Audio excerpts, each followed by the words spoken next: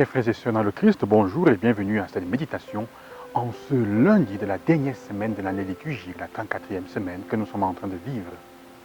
Il me semble que ce que nous pouvons cueillir des textes que nous lisons aujourd'hui, du livre de Daniel et de l'évangile de Luc, sont ce que j'appellerais un appel à l'authenticité, en ces moments où nous sommes appelés aussi à faire un bilan de notre vie spirituelle, et même normal à la fin de cette année liturgique qui pour nous chrétiens est comme l'année normale. La première lecture, en effet, nous présente ce chef, Nabuchodonosor, qui est capable de cueillir dans le peuple d'Israël qu'il a dominé, qu'il a écrasé. Il choisit des jeunes qu'il nourrit, à qui il donne le meilleur traitement pour qu'ils soient à son service. Ça nous enseigne quoi? Qu'est-ce que je veux dire?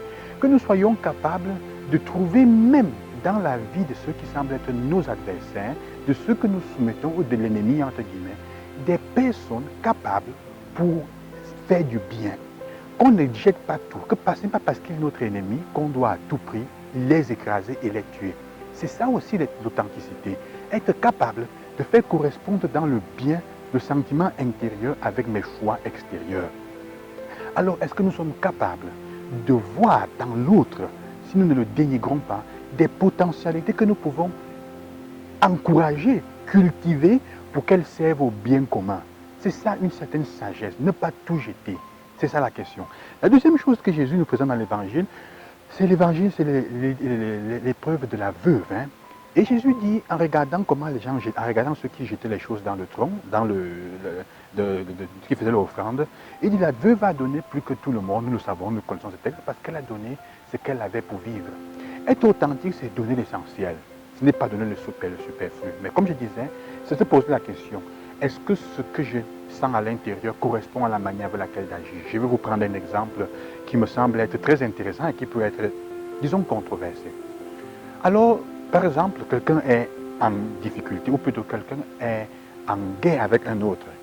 Tu m'as blessé, je me sens blessé par toi, et en ce moment, je ne peux pas te pardonner. En ce moment, j'ai une dent contre toi. D'ailleurs, si je te rencontrais quelque part, je serais capable de te frapper. Je vais à l'église pour prier, et par un concours de circonstances, je me trouve assis en face de toi, ou plutôt derrière toi, ou devant toi. Au moment de la paix, je me retourne et je vois que c'est toi. Qu'est-ce que je fais?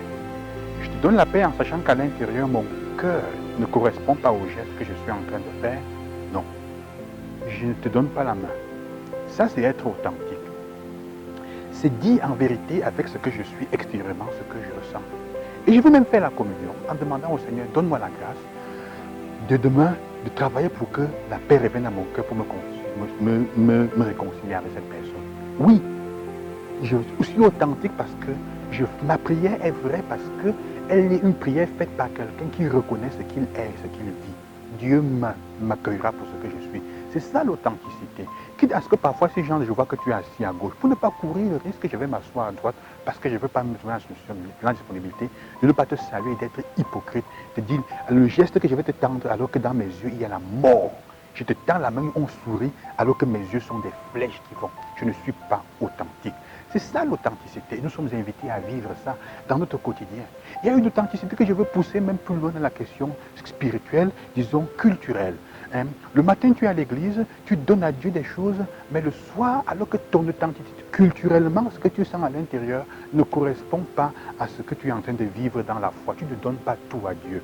Tu ne donnes pas l'essentiel, tu donnes le superflu. Parce que quand tu es dans le vrai besoin et qu'il faut te mettre à genoux, tu vas chercher ailleurs.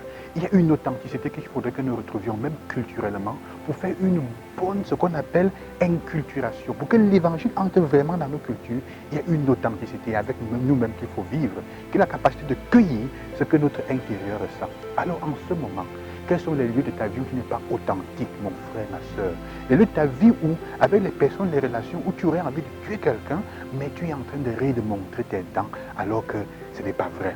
L'authenticité même dans ton travail, parce que tu fais des affaires avec quelqu'un, ce que tu présentes en face de toi, ce que tu présentes au vêtement, dans un contrat, n'est pas la chose qu'en fait tu as caché. Quel est l'agenda caché? Être authentique, c'est ne pas avoir un agenda caché dans ce que tu fais. Est-ce que l'intérieur correspond à la vérité de l'extérieur? Est-ce que tu donnes ce qui est essentiel et non pas le superflu? Souvent, être authentique, c'est plus que donner les choses, c'est donner de son temps. Parce que l'essentiel, en fait, c'est notre temps. Tu ne peux pas passer le temps à dire à quelqu'un, tu es important pour moi, je t'aime, mais tu ne trouves jamais le temps pour t'asseoir avec elle. Il n'y a pas d'authenticité, il y a un mensonge. Parfois ce n'est pas voulu, mais parfois c'est là. Frères et sœurs, que le Seigneur nous donne cette grâce en cette année, en cette semaine, de commencer à faire le premier pas. Est-ce que je suis authentique dans mes relations et dans ma manière de vivre et de faire avec le quotidien, dans mes affaires, dans mon vécu? Que le Seigneur vous accompagne et qu'il vous bénisse. Bonne journée et bonne semaine à chacun et à chacune.